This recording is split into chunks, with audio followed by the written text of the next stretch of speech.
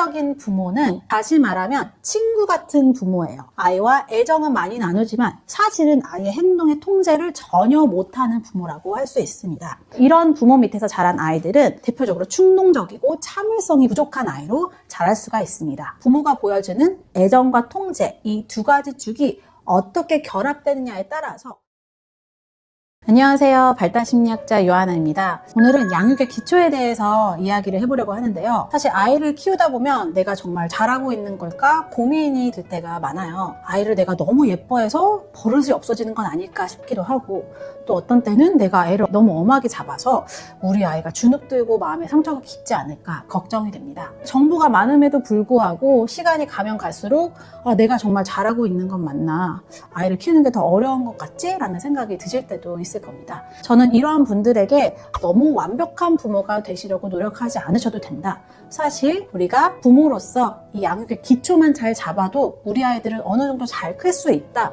라고 말씀을 드리고 싶어요. 오늘 제가 말씀드린 양육의 기초는 바로 부모의 애정과 부모의 통제라는 이 두 축입니다. 사실 이 딱 두 개의 기둥만 잘 세워도 부모로서 아이들을 키우는데 방향성을 잘 잡을 수가 있습니다. 그럼 애정과 통제라는 건 뭘 말하는 걸까요?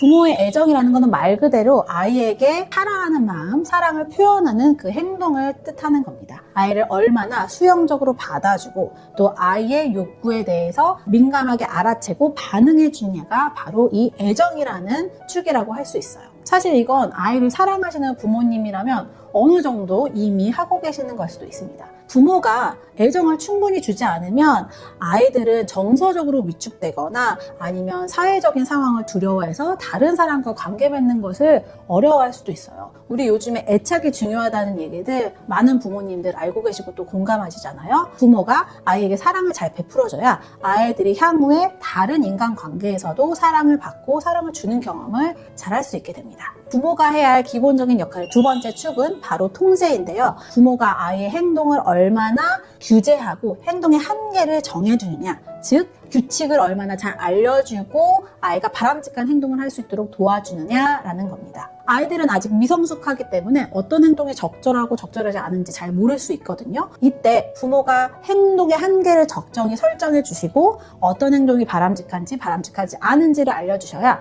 아이들이 자기 조절 능력을 기르면서 잘 발달할 수가 있습니다.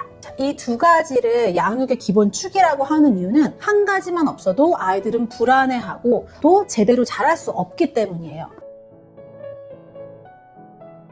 이 바움린이라는 학자는 부모가 보여주는 애정과 통제, 이 두 가지 축이 어떻게 결합되느냐에 따라서 부모의 양육이 네 가지 스타일로 나뉘어진다고 말을 했는데요. 권위 있는 스타일, 민주적 부모 스타일을 가진 분들은 애정도 충분하게 표현하시고 또 아이에 대한 통제도 명확하게 하시는 분들입니다. 이러한 부모들은 따뜻하지만 아이의 문제 행동에 있어서는 단호한 부모라고 할 수가 있어요. 연구에 따르면 이런 유형의 부모를 가진 아이들이 가장 적절하게 건강하게 자랄 수 있다고 하는데요. 권위주의적 스타일 혹은 독재적 스타일의 부모는 엄격하고 차가운 부모라고 할 수 있어요. 이런 부모님들은 애정은 없지만 규칙만 굉장히 많은, 아이의 행동에 대한 통제만 많은 부모라고 할 수 있습니다. 아이들이 규칙을 지키느냐 안 지키느냐, 복종을 하느냐 안 하느냐에만 관심이 있는 스타일이죠. 그런데 이렇게 독재적인 부모 밑에서 자란 아이들은 자신이 원하는 바를 명확하게 표현하지도 못하고 이 욕구가 받아들여지는 경험을 잘 하지 못합니다. 그렇기 때문에 정서적으로 불안정하고 또 자신감도 없어지고 또 권위에 복종을 하지만 사회적인 상황에서 두려움을 느껴서 제대로 기능을 할 수 없게 되는 거죠. 허용적인 부모는 다시 말하면 친구 같은 부모예요. 아이와 애정은 많이 나누지만 사실은 아이의 행동의 통제를 전혀 못하는 부모라고 할 수 있습니다. 이러한 부모님들의 특징은 아이의 요구를 웬만하면 다 들어주어서 아이가 어떤 행동이 바람직하고 어떤 행동이 바람직하지 않은지에 대해서 배우지 못하게 만든다는 특징이 있어요. 사실 아이들은 어느 정도 좌절감을 배울 수도 있거든요. 아이들이 원하는 대로 다 할 수는 없습니다. 이런 허용적인 부모는 아이가 자신의 욕구를 적절하게 조절하는 연습을 하는 환경을 만들어주지 못해요. 그래서 이런 부모 밑에서 자란 아이들은 대표적으로 충동적이고 참을성이 부족한 아이로 자랄 수가 있습니다. 사실 지금 부모 세대들은 독재적인 부모 스타일, 어떻게 보면 이 허용적인 부모와 반대되는 스타일인데 이 독재적인 방임적인 부모님들 밑에서 자라다 보니까 그에 대한 반대급부로 아이와 친구 같은 부모가 되려고 노력하려는 면이 있는 것 같아요. 그래서 생각보다 아이에게 적절한 행동이 뭔지 가르치고 훈계하고 한계를 지어주는 것에 대해서 겁내하고 무서워하시는 경우도 심심찮게 볼 수가 있습니다. 방임적인 스타일은 애정이라는 축도 낮고 또 통제라는 축도 낮은 부모라고 할 수 있습니다. 이 부모들은 아이에게 관심이 적고 또 부모 자신의 욕구가 우선인 부모들입니다. 그래서 사실 이 영상을 찾아보시는 부모님들 중에서는 이 방임적인 스타일을 가진 부모님들은 거의 없을 거라고 저는 생각해요. 그런데 이 방임적인 부모에서 자란 아이들은 공격적이거나 낮은 자존감을 가질 위험이 큰데요. 부모로부터 적절한 애정을 받지 못했기 때문에 인간관계에서 어떤 모습을 보여야 되는지도 배우기 어렵고 또 행동의 한계도 배우지 못하기 때문에 충동성이나 공격성을 조절하는 면을 보이지 않을 가능성이 높다는 연구 결과가 있습니다.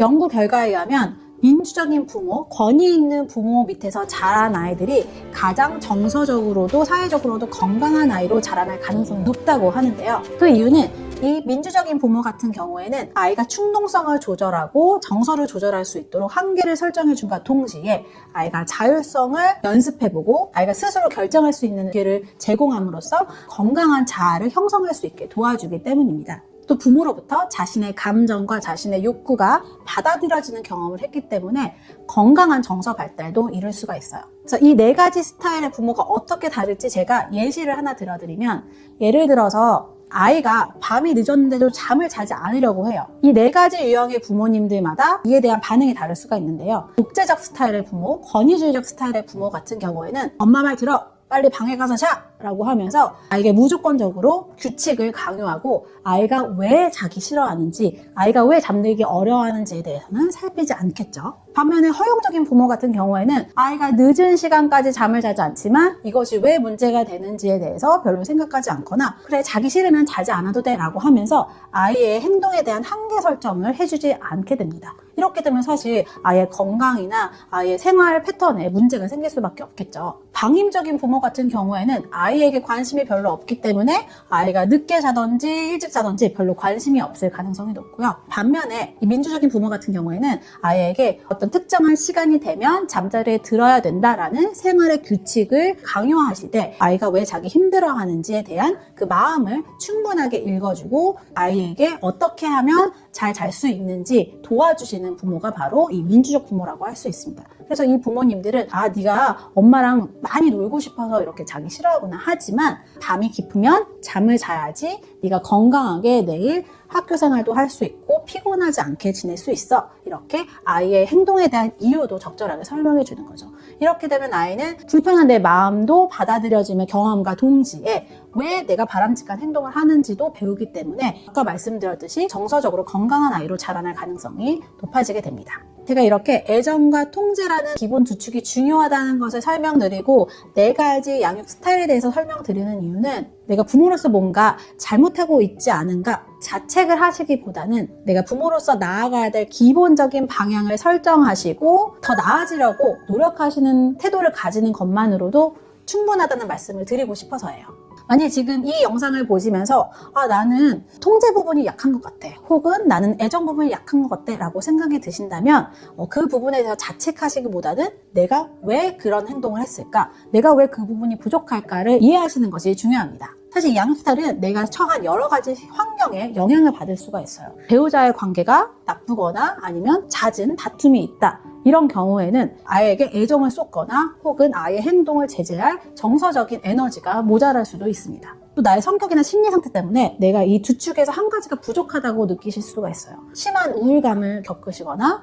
아니면 불안감이 높으신 분들, 아니면 내가 선천적으로 좀 낮은 공감 능력을 가졌을 경우에는 나도 모르게 아이에게 애정을 쏟지 못하거나 혹은 내가 내 문제를 해결하는데 정서적인 에너지를 많이 쓰기 때문에 아이에게 크게 관심을 갖기 어려운 상황에 있을 수도 있습니다. 이런 경우에는 부모로서 내가 어떤 것을 해야 되는 것도 중요하지만 먼저 내가 어떤 상황에 있는지를 파악하고 전문적인 도움이 필요한 경우에는 그 도움을 받는 것이 우리에게 적절한 부모로서 역할을 할 수 있다는 것을 꼭 기억하셨으면 좋겠습니다. 때로는 아이의 기질적인 특성 때문에 내가 한쪽 축에서 불균형한 모습을 보일 수도 있어요. 아이들 중에 까다로운 기질을 가진 아이들이 있거든요. 이 아이들은 작은 일에도 부정적으로 반응하고 또 그 부정적 반응이 굉장히 커서 양육자가 지치게 하는 반응을 보일 수도 있습니다. 이런 경우에는 자연적으로 화를 많이 낼 수밖에 없고요. 아이에게 적절한 애정을 보여주면서 또 그 행동을 통제하는 것이 어렵다고 부모가 느껴지게 할 수도 있습니다. 이러한 경우에는 아이의 기질을 파악하고 내가 부모로서 어떻게 반응하고 있는지를